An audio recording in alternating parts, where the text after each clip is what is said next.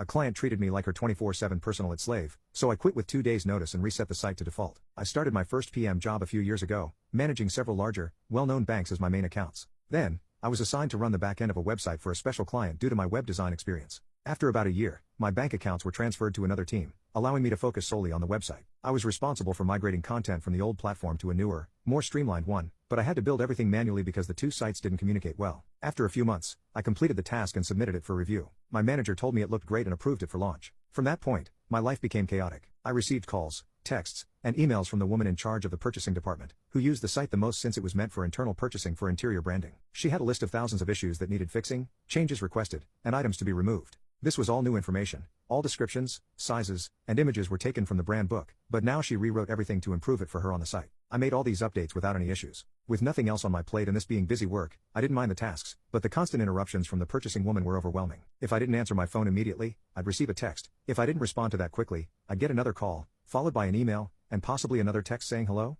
I started receiving these calls at all hours, sometimes as late as 11:30 at night, and I made it a point never to answer any of them after I left the office. This constant barrage stressed me out and raised my anxiety every time my phone rang, which my wife began to notice. I brought this up with my manager, who advised me to keep doing what I was doing, respond while working, but not after hours. Eventually, I completed all her updates and sent them off for review. I was then reassigned to a smaller project that, at least, didn't involve website work anymore. After about a week of silence from her, I received a massive list in red email to me, my manager's boss, and the CEO of the company whose website I was working on. The big boss and CEO informed me that I was to answer her calls at any time. Her website was a top priority, and anything she needed done must be completed ASAP. By then, I was already fed up with the job, so I found a better paying PM position where I am now, and I felt stressed just anticipating another call or text from her. I informed them that Friday would be my last day on Wednesday. Well, panic set in. No one else knew how to work the site. 2 days wasn't enough time to train someone new, and her updates needed to go in immediately, with more expected over the weekend. I simply stated it was not my issue. I could do what I could in those 2 days, but Friday at lunch I was leaving for good. They found an intern who claimed to have web development experience, so I sat with him on Thursday to review the basics. However, he looked at me as if I were speaking in binary.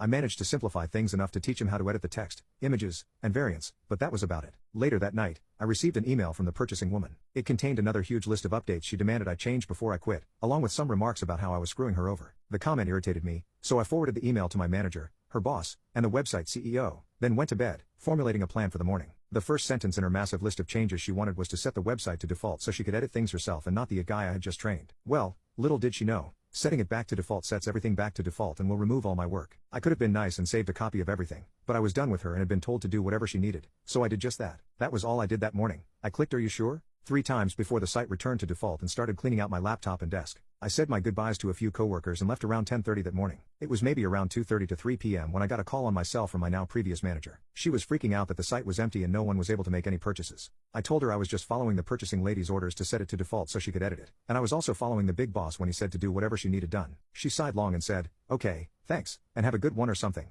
then hung up. I heard from a friend who still worked there that the purchasing lady blew up, demanded we fix the site, and claimed she would sue me for making her do all this work now. I guess they did not re-sign with that client this year, and when I go to the site now, it still does not load properly, so I'm not sure how they are managing their interior branding purchases.